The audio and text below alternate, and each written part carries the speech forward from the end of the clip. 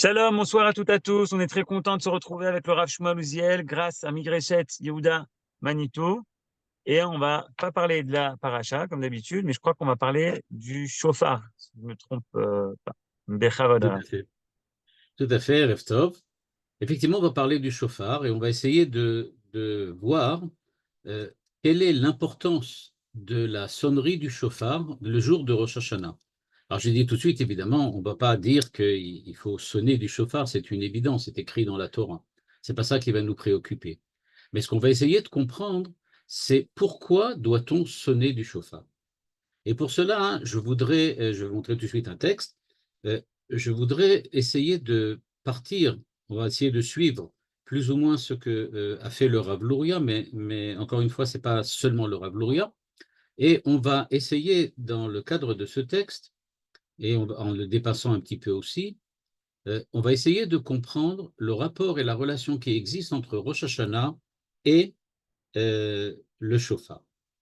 Alors, comme j'ai dit tout à l'heure, il y a une évidence. C'est écrit dans la Torah, vous l'avez ici dans la ligne numéro 2, il y a écrit dans la Torah, Yom Teruah Yeh Lachem. C'est-à-dire, on sait bien évident que le jour de Rosh Hashanah, nous devons sonner du shofar. C'est écrit, Yom Teruah Yeh Lachem. Quand on regarde le Rambam, on va commencer un petit peu de la halacha avant d'essayer de comprendre de comment ça fonctionne. Quand on regarde la halacha, on voit que le Rambam nous dit que la mitzvah que l'on doit opérer à Rosh Hashanah, que l'on doit accomplir à Rosh Hashanah, ce n'est pas de sonner du shofar, mais c'est d'entendre la sonnerie du shofar. C'est-à-dire, supposons que quelqu'un sonne du shofar dans un lieu où lui, sourd, ne peut pas entendre. Par exemple, je sais pas, il a des boules quies dans les oreilles, donc il ne peut pas entendre, et il n'y a personne d'autre que lui, eh bien, il n'aurait pas accompli la mitzvah. Parce que la mitzvah, nous dit le Rambam, c'est pas de sonner le shofar, mais c'est d'écouter, d'entendre. Il faut donc entendre le shofar. Et il le comprend, le Rambam le comprend à partir du verset Yom Teruah. Puisqu'on parle que l'on doit sonner, c'est donc que quelqu'un doit écouter, doit entendre. Or, c'est bien évident que du point de vue de la halacha, c'est ce que dit le Rambam, Maïmonide, mais le verset ne sait pas ce que le verset dit. Le verset dit Yom Teruah, c'est-à-dire un jour de sonnerie. On ne voit pas apparaître dans le verset la, la locution entendre, le mot entendre.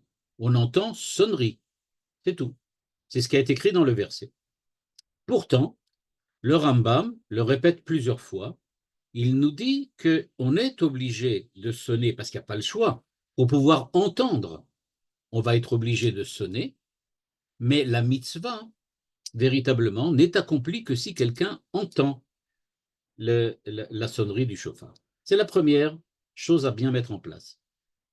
Et donc, si on voit ça d'une manière un petit peu technique, j'aurais dit, eh bien, techniquement, il faut sonner, mais ce n'est pas la mitzvah. La mitzvah, c'est d'écouter. Donc, on sonne parce qu'on ne peut pas faire autrement, mais on accomplit la mitzvah que quand on entend. Et donc, de ce point de vue-là, ce que l'on remarque, c'est que le Rambam n'a pas dit ça par hasard, et il va par 3 fois, au moins, revenir sur cette idée. Notamment quand il nous dit que dans les Ilchot Shuvah, ce que vous avez certainement entendu très nombreuses fois dans toutes sortes de cours et dans toutes sortes d'études sur Rosh Hashanah, quand il écrit que pourquoi sonne-t-on du shofar à Rosh Hashanah, il répond Remez yeshba uru yeshanim mi tardematrem, mi shenatrem. C'est-à-dire, ce qui est écrit d'après lui, c'est qu'on nous dit il faut sonner du shofar parce que ça vient en fait faire allusion, c'est une allusion au fait qu'on doit se réveiller. À Rosh Hashanah, on doit se réveiller, et donc le bruit, l'écoute, l'entente donc du shofar nous provoque un réveil. Donc il s'agit bien évidemment de l'écoute et pas du tout de la sonnerie. Donc on ne dit pas on sonne parce qu'on doit s'essouffler ou on doit devenir tout rouge ou on doit, je ne sais pas. Mais on dit on sonne pour que, en entendant la sonnerie, on se réveille et on fasse teshuva. Et donc, l'idée qui se pose donc, c'est pourquoi? Pourquoi précisément, ça va être un peu l'objet de l'étude qu'on va voir ce soir, pourquoi précisément faut-il écouter, entendre le jour de Rosh Hashanah? C'est la question que pose le Rav Luria, et on va voir comment il répond, et encore d'autres comment il répond. Donc, pourquoi doit-on entendre et écouter? On peut peut-être présenter la question d'une manière un tout petit peu plus, pas dire technique, mais disons plus illustrative. Et la question serait, pourquoi c'est l'oreille, l'ouïe, qui joue un rôle si important, pardon, dans Rosh Hashanah? Pourquoi l'oreille? Et pourquoi pas autre chose? Et pour cela, le Rav Luria nous propose d'aller dans la direction de livre de Shemot, la direction du livre de Shemot. En effet, je suppose que vous le savez toutes et tous, quand on regarde par quoi commence la Torah, alors pour nous, évidemment, c'est Bereshit, bara Elokim et Hashamayim veta haaretz. Mais dès le premier verset, Rashi pose la question, étant donné que la Torah vient nous guider dans l'accomplissement des mitzvot, alors pourquoi parle-t-on dans le livre de Bereshit de toutes sortes d'histoires qui sont peut-être très intéressantes, mais qui n'ont pas de rapport direct avec la Torah? On aurait dû commencer à la première mitzvah que les enfants d'Israël ont reçue, c'est-à-dire à Chodesh Hazeh Lachem Rosh Chodashim, c'est-à-dire les lois concernant Rosh Chodesh, le premier mois, c'est-à-dire, en gros, on aurait dû parler de Rosh Hashanah. C'est ce que dit Rashi. Rashi dit on aurait dû parler de Rosh Hashanah. À Chodesh Hazeh Lachem Rosh Chodashim, on aurait dû parler en fait de Tishri ou de Nissan. Tout dépend d'après qui on fait la halacha. Il n'en demeure pas moins que si on regarde bien ce qui s'est passé dans le désert, pour eux, c'était complètement différent. En effet, la première mitzvah qu'ils ont reçue après Matan Torah, c'est-à-dire après le don de la Torah, c'était pas du tout Achodesh Hazeh Lachem Rosh Chodashim, qui est la première mitzvah globalement, mais la première mitzvah de la Torah, une fois que Dieu s'est révélé, c'est Ki tikne eved ivri, sheshanim ta'avod, etc., etc. C'est-à-dire, si vous achetez un esclave juif, alors il devra travailler 6 ans, et s'il décide de rester plus longtemps, alors on doit lui percer l'oreille, et il va rester jusqu'au Yovel, jusqu'au jubilé. Donc, nous dit le Rav Luria, comme vous l'avez remarqué tous, on voit bien que la première halakha vraiment que Dieu a donnée aux enfants d'Israël quand ils étaient dans le désert, après avoir évidemment s'être dévoilé sur le mont Sinaï, c'est quelque chose qui concerne Eved Ivri, le serviteur, l'esclave hébreu, l'esclave juif. Et il se trouve, par hasard qui n'est pas un hasard comme d'habitude, par hasard, il se trouve qu'on retrouve là-bas aussi l'importance de l'ouïe et de l'oreille, puisque si jamais il ne veut pas redevenir libre, à ce moment-là, on doit lui percer l'oreille. D'où on voit bien que dès la première mitzvah, vraiment, de la Torah, c'est-à-dire celle que les enfants d'Israël ont reçue dans le désert, on parle de deux choses.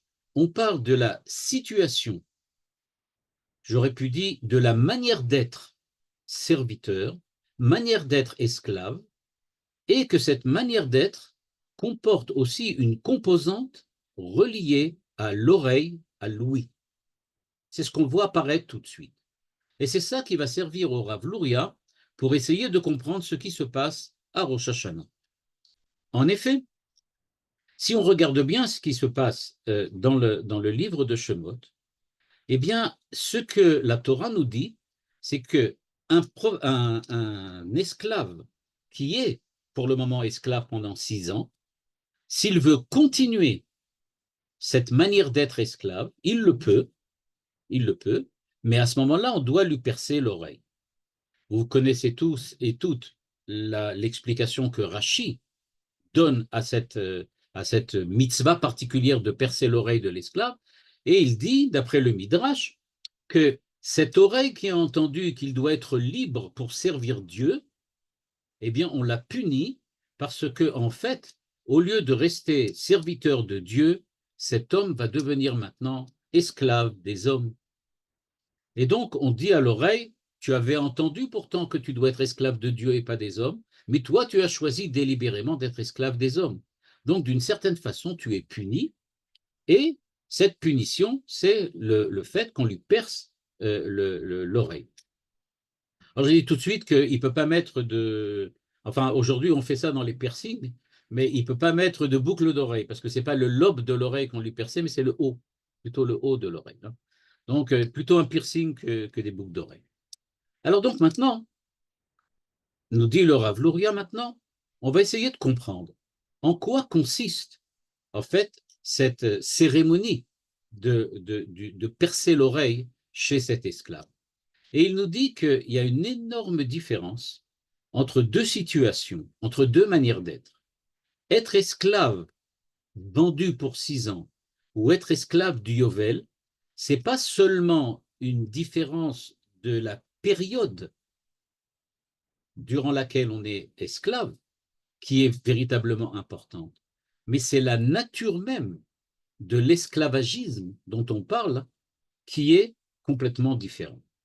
En effet, nous dit le Rav Luria, d'après la halacha, et donc c'est pas seulement lui, mais c'est une définition de la halacha, quand quelqu'un est acheté ou vendu en tant qu'esclave pour 6 ans, il n'est pas vendu parce qu'il est esclave, mais il est vendu pour avoir une fonction d'esclave. En gros, être vendu comme esclave pour 6 ans, ça veut dire tu vends ton travail pour 6 ans. Il y a des lois qui accompagnent cela et qui sont des lois qui sont plutôt en rapport et en relation avec l'esclavage, puisqu'on lui dit que le maître de cet esclave peut le marier avec qui il veut, que les enfants lui appartiennent, etc., etc. Mais tout cela, nous dit le Rav Luria, ne change pas, et pas seulement le Rav Luria, comme je l'ai dit tout à l'heure, de dire que du point de vue de la halakha, ça ne change pas. Il ne devient pas esclave, il a une fonction d'esclave. Il devient dans la hiérarchie d'Israël, il ne perd pas sa nature d'Israël, il ne perd pas son identité d'Israël, mais il devient de son statut un Israël esclave. C'est-à-dire, il a un certain nombre de lois qui régissent maintenant son avenir, qui régissent sa conduite durant 6 ans, et il reste à l'intérieur donc du peuple d'Israël en tant que, j'aurais pu dire, socialement défini comme esclave. Je ne sais pas si dans la société romaine c'était exactement la même chose, mais dans la société romaine, les citoyens et les esclaves, c'était deux castes différentes. Là, c'est un petit peu ce qui se passe là. Mais chez les Romains, évidemment, l'esclave était esclave par nature. Par contre, nous dit le Rav Luria et la halacha, là où on voit vraiment apparaître la différence, c'est dans le cas de l'esclave dans lequel l'oreille a été percée. En effet, quand l'oreille a été percée, il l'a perdu, il perd complètement son identité Israël. Il n'est pas un Israël esclave, c'est-à-dire un Israël ayant des lois particulières qui viennent restreindre sa liberté, mais il perd complètement son identité d'Israël et il devient esclave. C'est une nouvelle identité, c'est une nouvelle manière d'être, comme disait Manitou. Il s'agit d'être un nouvel homme. Être Israël, c'est une manière d'être homme, disait Manitou. Être esclave, c'est une autre manière d'être homme. Ce n'est pas la même que celle d'Israël. Par contre, être esclave pour 6 ans, c'est pas perdre la manière d'être homme Israël, c'est la manière d'être homme Israël qui doit rembourser les dettes qu'il a eues et qu'il est incapable de rembourser actuellement, si ce n'est par l'intermédiaire de son travail. Et donc, on assiste bien, du point de vue de la halacha, à une différenciation extrêmement importante entre celui qui est, j'aurais pu dire, qui agit et qui a les lois d'un esclave, et celui qui est esclave parce que sa nature, son identité, sa manière d'être a changé. De là, eh bien, on va pouvoir maintenant comprendre qu'est-ce qui se passe à Rosh Hashanah. En effet, Ce que l'on voit apparaître maintenant de manière absolument claire, c'est que pourquoi la Torah a choisi l'oreille pour faire percer, pour montrer. Parce qu'on vient en fait, pas du tout, entre guillemets, comme le dit Rashi, on ne vient pas punir l'oreille, c'est ce que le Midrash dit, c'est légitime. Mais dans cette interprétation-là, qui regarde la définition de la manière d'être homme, la définition de l'identité, eh bien, celui qui est esclave, c'est celui qui a l'obligation absolue d'écouter. C'est cela ce que l'on vient montrer. L'esclave n'est pas libre, c'est-à-dire qu'il ne peut pas faire preuve d'indépendance, il ne peut pas faire preuve de responsabilité. C'est pas à lui qui doit prendre on peut dire comme ça, les initiatives de ce qu'il veut faire. Il doit écouter et entendre les injonctions qu'on lui impose. Et donc, c'est pour cela qu'on perce l'oreille, c'est pour lui dire, à partir de maintenant, la définition de l'esclave, c'est-à-dire la définition de ce Eved Yovel, on va l'appeler, c'est-à-dire un serviteur, un esclave qui ne sortira qu'au Yovel, eh bien, c'est quelqu'un auquel on impose maintenant d'écouter, d'entendre ce qu'on lui dit. Est-ce que c'est véritablement quelque chose de positif? On voit bien d'après la Torah que non. La meilleure preuve, c'est que la Torah chez Béal Pé nous dit que quand on dit que cet esclave va devenir esclave à perpétuité, le olam, la Torah chez Béal Pé et les Chachamim nous disent pas du tout. Le olam, le olamo shel yovel. C'est-à-dire, c'est limité maximum à 50 ans. Évidemment, vous pouvez objecter, 50 ans, c'est long. Enfin bon, il y en a qui prennent beaucoup plus que ça quand ils font des choses horribles et qu'on les met en prison et qu'elle les envoie pour 2000 ans là-bas en prison. Mais ce que nous dit la Torah, c'est que le maximum, c'est 50 ans. En général, pour la plupart, c'est beaucoup moins, puisqu'on attend que le Yovel arrive et quand le Yovel arrive, il est libéré. Donc on voit bien qu'il s'agit pas du tout d'une punition, mais qu'il s'agit de quelque chose avec une finalité éducative. En fait, ce que l'on fait, c'est que l'on dit à cet homme, tu vas devoir maintenant, puisque toi, tu ne veux pas partir, on va tout de suite essayer de comprendre quelles sont ses motivations, puisque toi, tu ne veux pas te libérer, c'est-à-dire que tu admets que tu n'es pas capable d'être libre. C'est ce que nous dit la Torah. La Torah nous dit que ce serviteur, cet esclave, qui reste maintenant chez son maître, c'est parce que, en fait, il n'est pas capable d'être libre. On va voir tout de suite pourquoi. On va voir qu'il ne sait pas user de sa liberté de manière adéquate. Et du fait qu'il n'est pas capable d'user de sa liberté de manière adéquate, eh bien, on lui dit, la seule solution pour toi, c'est de rester et de devenir esclave, jusqu'au moment où tu apprendras effectivement à user de ta liberté de manière adéquate. Et donc, ce qui se passe maintenant, c'est que cette situation de Eved, mais encore une fois de nature Eved, cette transformation identitaire, c'est une transformation identitaire qui, d'un point de vue éducatif, vient imposer à l'homme d'apprendre à être libre. On veut lui apprendre à être libre, mais il n'y a pas le choix. Étant donné que sa liberté, il l'utilise à des fins négatives, on n'a pas le choix autre que de lui imposer d'être esclave durant une certaine période pour qu'il apprenne à se libérer. Alors lui, maintenant, si on regarde ses motivations, quelles sont ses motivations? Ahavti et Adoni, et Ishti, et Banai. En fond, qu'est-ce qu'il dit? Il dit, j'aime mon maître, j'aime ma femme, j'aime mes enfants. Et la question qu'on se pose, on dit, oui, mais attention, ce monsieur, il était peut-être marié avant, il avait peut-être aussi des enfants. C'est seulement maintenant qu'il s'est rendu compte qu'il aime sa femme et ses enfants. Peut-être que. Et il a découvert brusquement qu'est-ce que c'est le mariage quand il était esclave. Il s'avère que oui. Jusqu'à présent, même s'il avait été marié, dans ce cas, on ne peut pas lui donner une autre femme, mais s'il n'a pas été marié, eh bien, on peut lui imposer une autre femme On peut lui donner une femme, pardon, mais à ce moment-là, ce qui se passe, c'est il n'était pas marié parce qu'il n'en avait pas envie, parce qu'il ne le voulait pas. En fait, il n'avait pas du tout envie de créer un foyer. Il n'avait pas envie d'avoir des enfants. Il n'avait jamais eu un contact avec la société ou avec les hommes de la société qui soit positif. Il n'aimait pas spécialement son prochain. C'était un hors-la-loi. Il les faisait toutes sortes de choses négatives qui ont entraîné, du point de vue socio-économique, sa dégradation et on peut dire comme ça, et sa chute. Et donc, il a été vendu. Et donc, pour essayer maintenant de se récupérer, il dit au Chachamim de l'époque, au Beddin, il dit à son maître, je vois bien que je suis en train de maintenant de comprendre que je veux créer quelque chose, c'est-à-dire je voudrais bien arriver à me recréer une identité véritable, véridique, avec une femme, avec des enfants, avec un rapport normal avec la société. Je voudrais bien recommencer, mais je n'ai pas la force.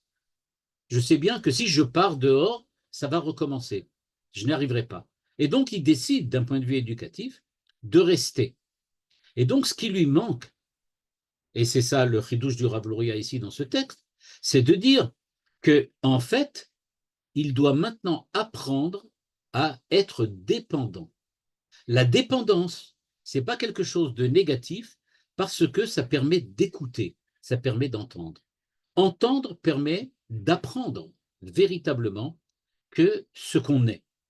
Et donc, ce que l'on cherche à faire, nous dit ici le texte, c'est que on demande à l'homme, puisque tu as découvert, puisque vraiment tu as compris ce qui se passe, et tu as compris que tu n'es pas capable maintenant de jouir de ta liberté sans automatiquement dériver, on va tout de suite en parler, eh bien, on te demande effectivement, on te perce l'oreille, on te dit, à partir de maintenant, tu vas devoir écouter, entendre et devenir à l'écoute, on peut dire comme ça, de devenir quelqu'un qui soit à l'écoute de la Torah, des Chachamim, etc. Cette idée-là qu'il y a une étape nécessaire qui s'appelle être Eved avant d'être libre, dans le processus de la Tchouva, c'est précisément ce qu'amène le shofar et c'est précisément ce qu'amène Rosh Hashanah dans le cadre des Yamim Noraim. C'est cette étape-là qui est véritablement l'étape importante ou l'étape fondamentale que va jouer le shofar et que joue les jours de Rosh Hashanah. Et tout ça, c'est fondé sur un premier concept qui a été développé déjà bien avant, qui est celui de la faute d'Adam Arishon. En effet, nous dit ici le Rav Luria, ça c'est un chidouche du Rav Luria, qui nous dit, essayez de voir ce qui s'est passé avec le premier homme. Le premier homme, en fait, qu'est-ce qu'on lui a demandé? Le premier homme, on lui a demandé d'écouter ce que Dieu lui dit. C'était la seule chose qu'il avait à faire. Il devait écouter. On lui a dit, Mikol perot mikol atseagan tochal ou me'etz adaat al tochal. C'est-à-dire, on lui a dit, il y a une seule halacha, une seule. Tu as le droit de manger tout ce que tu veux. La seule chose que tu n'as pas le droit de faire, c'est de manger de l'arbre interdit, de l'arbre du Etz Hadaat. Or, qu'est-ce que lui dit le Nachash, le serpent? Qu'est-ce qu'il dit à Adam Arishon? Il dit à Adam Arishon, est-ce que tu te rends compte de ce qu'on te demande? Ce qu'on te demande, c'est d'être passif, c'est d'être dépendant. Mais imagine ce qui se passerait si tu mangeais de cet arbre-là. Eh bien, précisément, c'est toi qui pourrais prendre les initiatives. C'est toi qui pourrais prendre la responsabilité. C'est à toi qu'on demanderait d'agir. Pour le moment, tu es complètement passif. Tu n'as pas le droit de manger. C'est interdit. Et donc, la faute d'Adam Arishon, c'était que Adam Arishon a décidé, en écoutant ce que lui a proposé le Nachash qui a parlé à Chava, Chava qui a parlé à Adam. Et donc, ce qui s'est passé, c'est qu'en écoutant le Nachash, en écoutant le serpent, les Adam et Chava ont décidé de faire ce que le Rav Luria appelle, d'après le Midrash et le Zohar, de rentrer dans une nouvelle manière d'être, de l'homme qui s'appelle Anna Emlor. Ani Emlor. C'est moi le roi, c'est-à-dire c'est moi qui décide, c'est moi qui prends les initiatives, c'est moi qui accepte de prendre la responsabilité.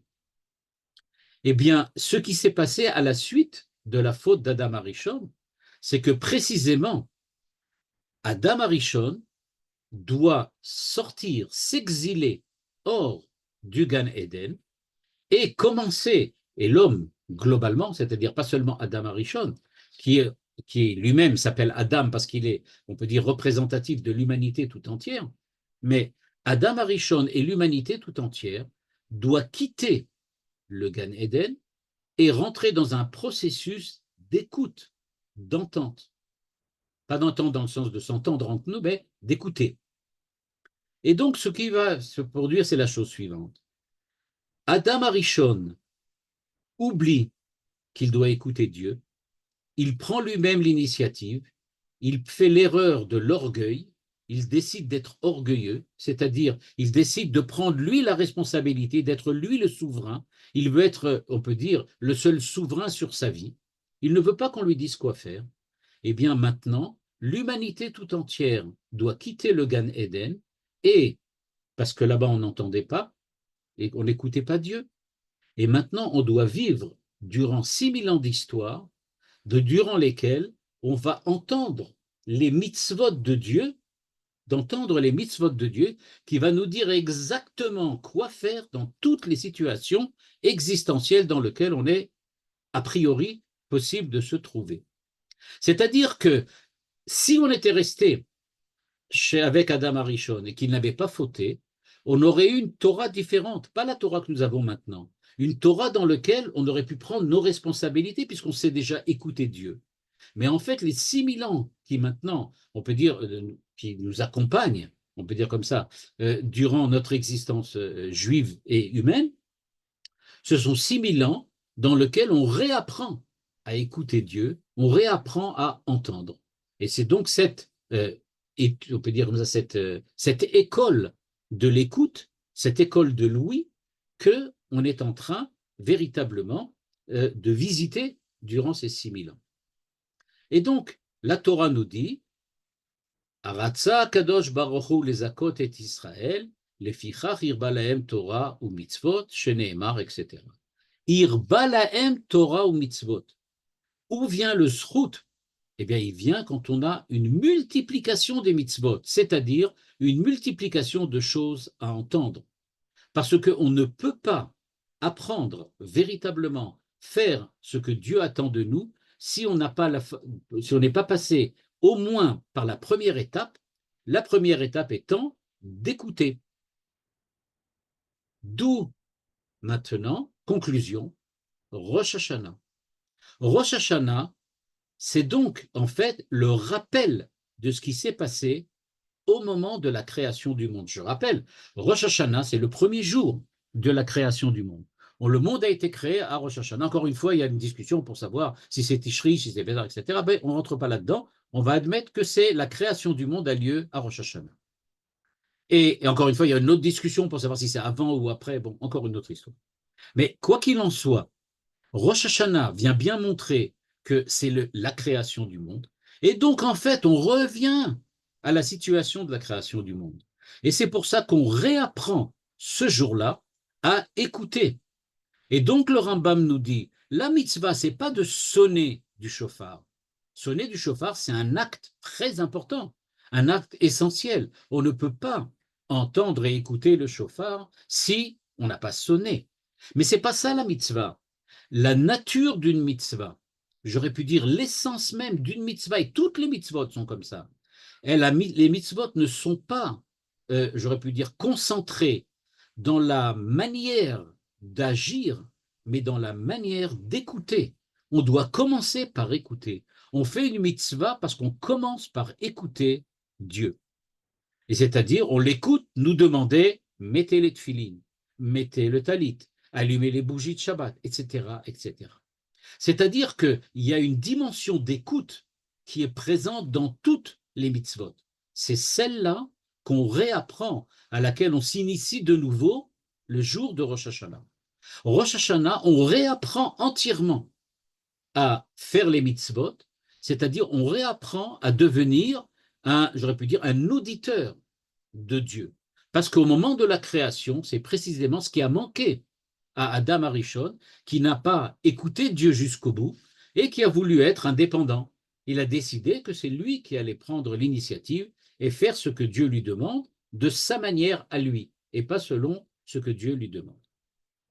Et donc c'est pour ça que au moment de cette première année, donc pardon, au moment de ce début d'année, pardon, ok, donc de ce premier jour, eh bien, on apprend à écouter, c'est-à-dire on apprend à être éved, c'est ça.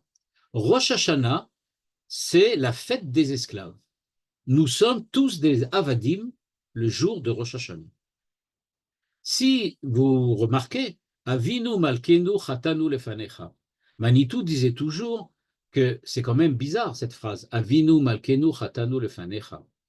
Parce que malkenu, devant qui on demande pardon, en lui demandant pardonne-nous puisque nous avons fauté devant toi, il s'avère que c'est aussi notre Père.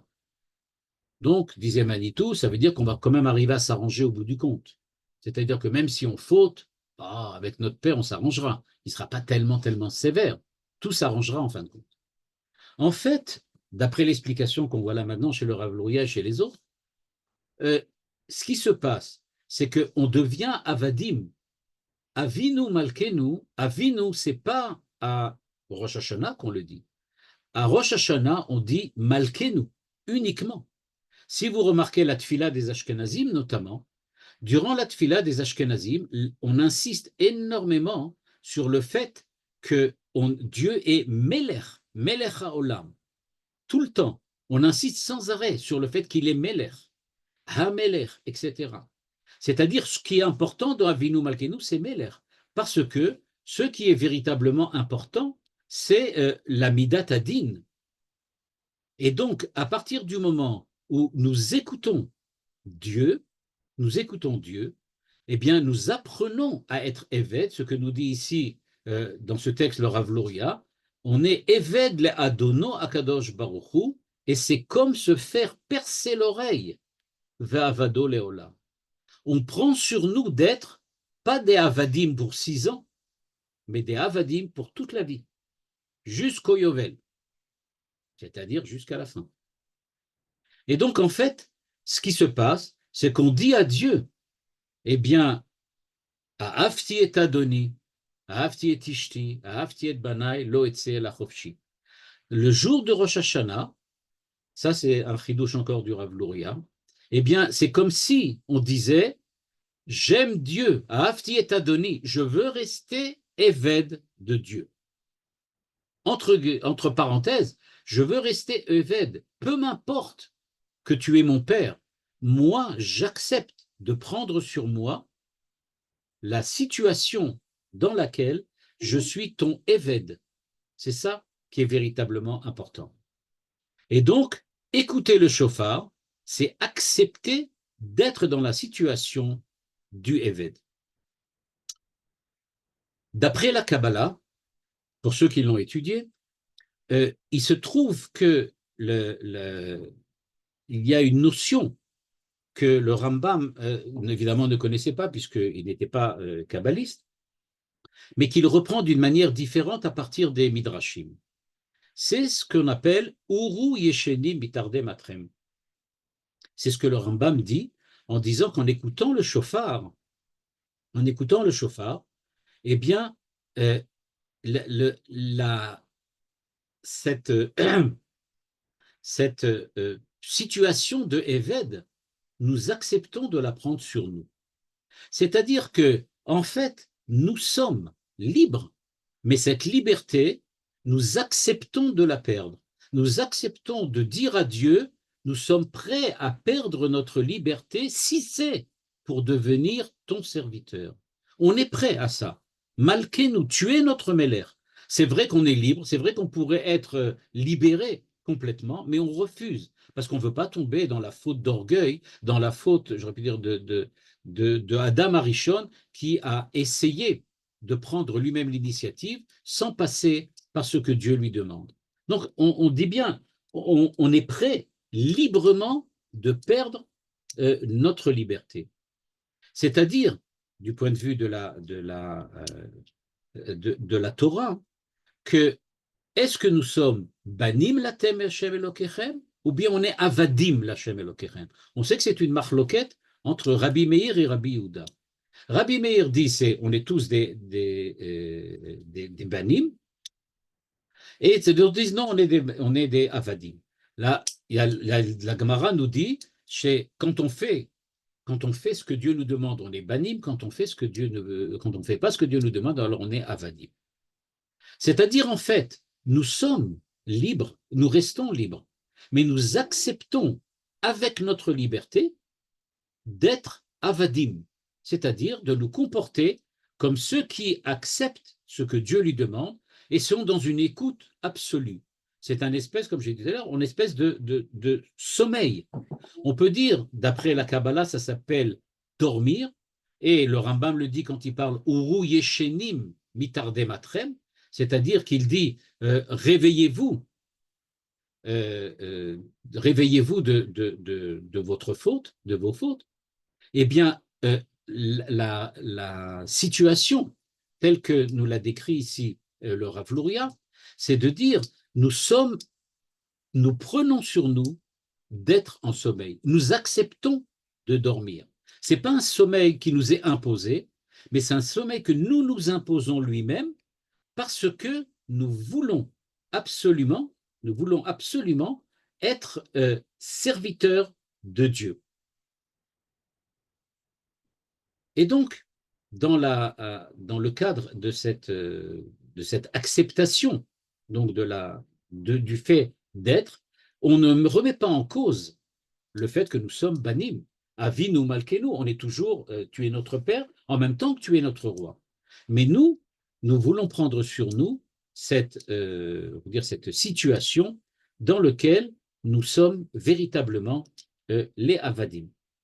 Et c'est pour cela que nous écoutons le shofar, et c'est pour ça que la mitzvah, c'est le shofar, à savoir accepter de rester avadim durant, on va dire, les 10 jours de pénitence, durant les 10 jours durant lesquels on va faire tchouva, pour arriver à Yom Kippour, dans lequel on va reprendre, comme on l'a dit la semaine dernière, on va reprendre notre situation, notre état de banim. On avait dit la semaine dernière qu'il y avait une différence entre Rosh Hashanah et Kippour, que Rosh Hashanah, c'était beaucoup plus Yom Adin, alors que Yom Kippour, c'est Yom Aslicha, Yom Arachamim. Eh bien là, on le voit d'une manière un petit peu différente et parallèle. Yom Rosh Hashanah, c'est le jour de Avadim, alors que Yom Kippour, ça va être le jour de Banim. On va redevenir les Banim. Et de la même manière que du point de vue économique, tous les champs, tous les biens qui ont été acquis durant les 50 années reviennent à leurs propriétaires comme ils devaient l'être, notamment toutes les propriétés foncières. Elles reviennent à leurs propriétaires le jour du Yovel. De la même manière, on peut dire, nous allons, au moment du Yovel, revenir à notre situation primordiale, qui est celle d'être banim. Mais nous sommes banim si vraiment on a déjà passé par l'étape des avadim. Sans être avadim, on ne peut pas véritablement ni comprendre, ni véritablement vivre de manière, j'aurais pu dire, véridique, notre situation de banim. C'est donc pour ça qu'on commence par Rosh Hashanah, on commence par le shofar, on commence par écouter et entendre, on réapprend à écouter pour pouvoir ensuite devenir des vrais banim, à l'image de cet esclave qui a été esclave durant 6 ans, mais qui comprend qu'il ne peut pas redevenir libre parce qu'à ce moment-là, il n'arrivera pas à fonder un foyer avec une femme, avec des enfants, avec un rapport normal à la société. Et donc, il sait qu'il va devoir devenir évêque pour apprendre à redevenir libre. C'est une espèce j'aurais pu dire, de thérapie que la Torah nous demande de passer. On ne peut pas faire tchouva si on ne commence pas par écouter. Le Rambam décrit cela d'une manière très, très vivante dans son livre, dans les Shmoné Prakim, qui sont donc une introduction qu'il a fait au livre de au Masechet Avot, à la Mishnah de Avot, dans lequel il dit que nous devons nous comporter de manière équilibrée. Et pour pouvoir se comporter de manière équilibrée, il faut précisément ce qu'on appelle donc la voie mitoyenne, la voie moyenne. Et donc, pour arriver donc précisément à être dans cette voie moyenne, il faut faire bien attention qu'on ne doit pas, absolument pas exagérer ni dans un sens ni dans l'autre. Or, précisément, Adam Arishon a exagéré. Sa liberté, il s'est laissé emporter par elle, j'aurais pu dire par l'ivresse de la liberté. Il a perdu l'écoute. Nous devons être des hommes qui accomplissent des mitzvot, c'est-à-dire on écoute, mais on est libre. À Thème, on l'a vu ça il n'y a pas longtemps, devant, samti lefanecha, abracha ve'aklala. Vous avez devant vous la bracha et la klala. La liberté reste là. Le libre arbitre reste là. Mais il faut savoir l'utiliser à bon escient. Eh bien, pour cela, nous dit le Rambam, Maïmonide, donc, dans les Shmoné Prakim, dans cette introduction à la Masechet Avot, il nous dit, quand on a l'habitude d'exagérer dans un sens, on est obligé de se tordre comme une barre de métal qui s'est tordue dans un sens. Pour la ramener à être droite, tu es obligé de la tordre dans l'autre sens, et à ce moment-là, elle redevient au milieu. De la même manière, quelqu'un qui a l'habitude d'être dépensier, quelqu'un qui serait par exemple shopaholiste, quelqu'un qui ne peut pas s'empêcher, qui est addictif, donc, et il ne peut pas s'empêcher d'acheter tout le temps, sans arrêt, il est comme ça, un acheteur, je ne sais pas comment dire, un acheteur compulsif, eh bien, il n'y a pas le choix. Il faut le faire passer une période dans laquelle il n'a pas d'argent. Et inversement, quelqu'un qui est pingre, il faut le pousser à défaire des dépenses exagérées pour qu'il revienne vers le juste milieu et qu'il redevienne quelqu'un qui dépense ce qu'il faut. C'est une idée qui revient chez le Rambam, dans le Sefer HaChinour, etc., très très souvent, que pour pouvoir souvent faire une thérapie, il faut que tu passes par les choses opposées. Donc, on a besoin de passer une espèce de petite, comme les gens qui ont avec la drogue, dans laquelle il faut les habituer. Et quelquefois, il faut aller à l'opposé, arrêter complètement. Quoi qu'il en soit, c'est ce qui se passe ici à Rosh Hashanah. En effet, d'après le Rambam, tu vas devoir passer par l'opposé. Jusqu'à présent, tu es libre, mais pendant toute l'année, tu as fauté. Tu n'as pas fait ce qu'il fallait. Donc, tu vas devoir réapprendre à utiliser cette liberté. Donc, tu passes par Rosh Hashanah, et à cause et grâce à Rosh Hashanah, tu vas véritablement arriver à prendre sur toi d'être capable d'utiliser ta liberté en, pendant 10 jours, reprenant en main ta liberté, c'est-à-dire en acceptant de devenir Eved d'Akadosh Baruch Hu. Il se trouve que, et là, comme pour quelqu'un qui a posé la question dans le chat, que Manitou explique ça d'une manière différente, absolument, ce n'est pas la même chose que Manitou. Et donc, aussi d'une manière différente que Manitou, Naase Venishma. On a vu déjà plusieurs fois comment Manitou expliquait Naase Venishma. Mais maintenant, le Naase Venishma va prendre une manière tout à fait différente. En effet, qu'est-ce que l'on dit dans lequel on dit Naase Venishma? Eh bien, dans cette interprétation-là, nous allons découvrir que le Naase Venishma a une dimension complètement différente. Naase Venishma ne veut pas dire on fait et on comprendra, mais ça veut dire c'est vrai qu'on doit faire, mais on n'oublie pas qu'il va falloir écouter quand même. Parce que on peut tomber dans le travers de l'orgueil, dans le travers de la liberté exagérée, quand on quand on prend sur soi de naasser, de faire, et qu'on oublie que de temps en temps, il faut aussi nishma. C'est pour ça que les enfants d'Israël disent à Dieu, naasser venishma, ordonne-nous, naasser venishma. On va faire ce que tu nous dis, mais on n'est pas suffisamment, je veux dire, on n'est pas idiot au point de croire que puisqu'on le fait, tout dépend de nous, que c'est seulement nous qui décidons quoi faire, que c'est seulement notre liberté, nos actes qui définissent ce que nous sommes. Ce n'est pas seulement nos actes qui définissent ce que nous sommes, mais c'est aussi la manière d'être qui est celle de l'écoute. Nous ne sommes pas seulement ce que nous faisons, comme disent les penseurs existentialistes, mais nous sommes aussi ce que nous écoutons. Écouter, ce n'est pas simplement ça rentre d'une oreille, ça sort de l'autre. C'est que nous acceptons de nous transformer grâce à l'écoute, grâce à ce que nous entendons. Et donc c'est pour ça, dit ici dans son texte le Rav Luria, que Naaseh Venishma a tout à fait un autre sens que celui qu'on avait l'habitude de donner. Naaseh Venishma va devenir maintenant, c'est vrai que durant toute l'année, Naaseh, on a fait, mais on est bien conscient que maintenant est arrivé le moment Nishma. On doit maintenant s'arrêter de faire et on va devoir écouter. C'est-à-dire que l'écoute, c'est pas simplement un jeu, c'est pas simplement j'aurais pu dire, un hobby, mais c'est une véritable manière d'être. Dieu a dit aux enfants d'Israël, Atem tiuli mamlechet kohanim begoy kadosh. Faites les mitzvot et vous allez devenir mamlechet kohanim begoy kadosh. Les enfants d'Israël répondent, Naaseh venishma.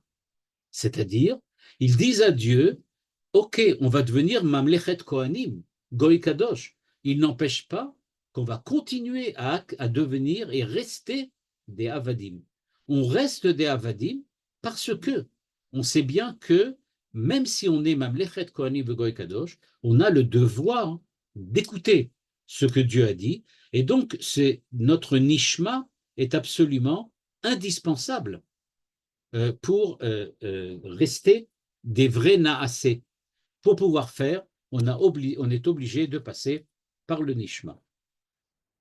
Et donc, d'après ce que l'on voit maintenant, on comprend donc pourquoi on a été obligé, donc, en ce jour de Rosh Hashanah, de passer par les lois du shofar, parce que le shofar nous a appris, et qu'on est obligé véritablement de savoir prendre sur nous véritablement ce que la Torah nous demande de faire.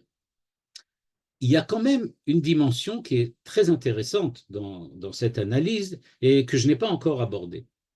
C'est la dimension de la relation entre l'acte et l'écoute.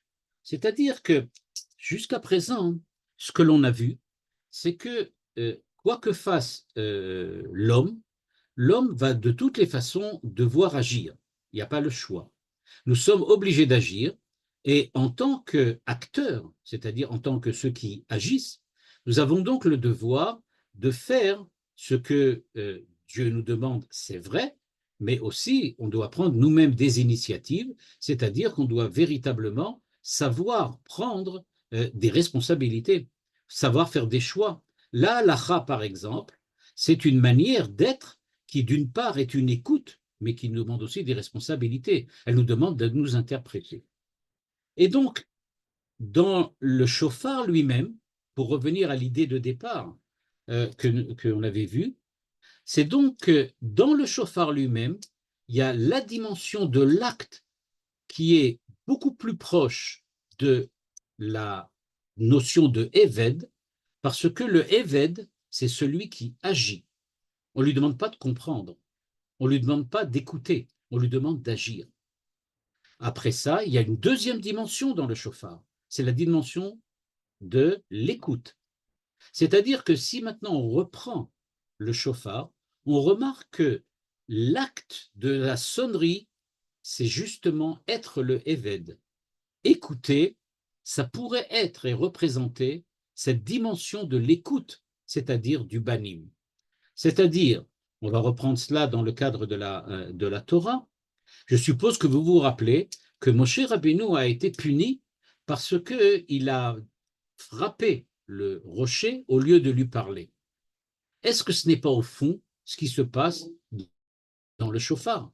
Il y a l'acte frapper et il y a parler, l'écoute, c'est-à-dire dans la sonnerie du shofar, et pas à ce moment-là l'acte. On se rend compte qu'il y a donc deux dimensions. Il y a une dimension d'acte qui est quand tu es un Eved, et il y a une dimension d'écoute quand tu es Ben, quand tu es un enfant. Et donc, tu es l'enfant de ton père.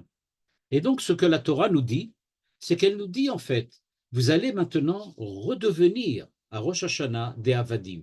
Pas pour rester Avadim, c'est évident. Vous allez redevenir des Banim, mais vous allez rester des Banim qui vont sonner du shofar, c'est-à-dire qui seront au départ des Avadim pour pouvoir apprendre à écouter afin que quand ils seront banim, ils ne se révolteront pas contre leur père, mais arriveront à suivre avec leur liberté, avec leurs initiatives, avec leurs responsabilités, ce que le père veut les voir accomplir.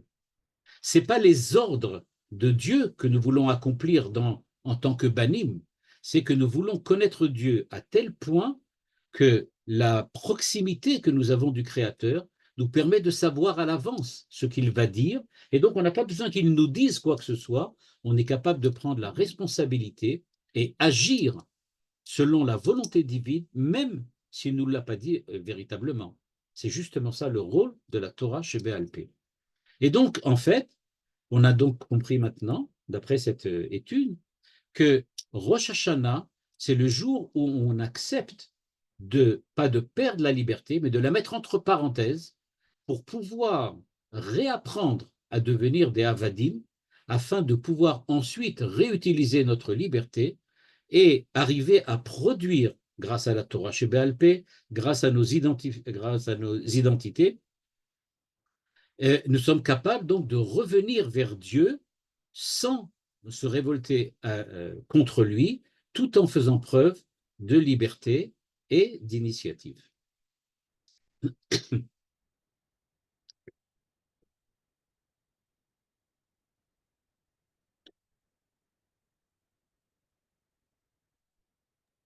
Yofi, Toda Rabba, Arav. On va maintenant ouvrir les micros. Et voilà, non, vous pouvez déjà réactiver les micros. Vous pouvez ouvrir. On retourne automatiquement au Shema Israël, qui est notre première prière. Exactement, exactement. Shema Israël, Hashem Elokeinu, Hashem Echad. Ensuite, on dit Ve'ahavta et on fait les mitzvot. Ça vient après, mais on commence par chemin. Il faut d'abord commencer par écouter. Mais encore une fois, il ne s'agit pas d'une perte de la liberté, mais il s'agit au contraire d'un retour, on peut dire comme ça, un retour vers la liberté d'une manière plus saine. C'est ce que l'on fait à Rosh Hashanah.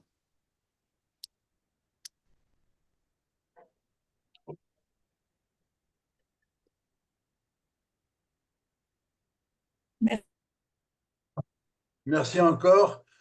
Quelle est la loi du Haved Léolam? Quelle différence il y a entre ce Haved-là et celui qui attend la fin des 6 ans pour être libéré? Quelles sont les différences du point de vue de la halacha Oui. entre les deux? Je crois que, notamment, je suppose que, à vrai dire, je ne me rappelle plus. Je ne me rappelle plus exactement quelles étaient les différences de la halacha, mais je crois qu'il il a un statut complètement pas différent dans lequel il devient partie intégrante je crois, de la famille, comme un évêque, c'est-à-dire qu'il devient partie intégrante de la famille là-bas. Il est complètement pris, et effectivement, il doit avoir des enfants, etc., qui vont ensuite rester. Mais avec la différence qu'il reprendra ses enfants après les 50 ans, je crois. Ok. Merci. Je vous posais une question. Bevakasha. Oui, je n'ai pas très bien compris. Je crois le jour de Rosh Hashanah, on doit être à Vadim et on doit récupérer notre liberté à Yom Kippour. C'est à peu près Oui, ça. c'est ça. C'est-à-dire Oui, que mais à Rosh Hashanah, pendant 2 jours, c'est Yom oui. Adin, on écoute, c'est tout ce qu'on fait. On écoute pendant 2 jours parce qu'on réapprend à utiliser notre liberté. Et cette liberté, on la met véritablement en place avec le jour de Yom Kippour. On redevient banim à Yom Kippour. Et c'est un peu contradictoire parce que à Rosh Hashanah, on mange, on mange bien, on boit et tout. Et donc, ça fait penser plutôt à être libre, à être libre. Et tandis qu'à Kippour, on se restreint et on a l'impression d'être avadim à Yom Kippour. Oui, mais la différence peut-être, c'est que Yom Kippour, comme je crois que j'avais expliqué la semaine dernière ou la semaine d'avant, je ne me rappelle plus, à Yom Kippour, ce que l'on fait, on le fait volontairement. C'est-à-dire, on ne mange pas parce qu'on n'est pas capable de manger. Ce n'est pas parce qu'on n'a pas faim, parce qu'on n'est pas capable de manger. On est dans une situation dans laquelle manger ne représente rien. On est comme des malachim. Alors, quand on est comme des malachim, ben, on ne mange pas. Pas parce qu'on n'a pas faim ou parce que c'est pas bon, mais c'est parce que ça ne nous intéresse pas. Ça ne correspond pas à ce que nous sommes. C'est parce que nous sommes à un niveau encore plus élevé que celui de Rosh Hashanah. תודה. בבקשה.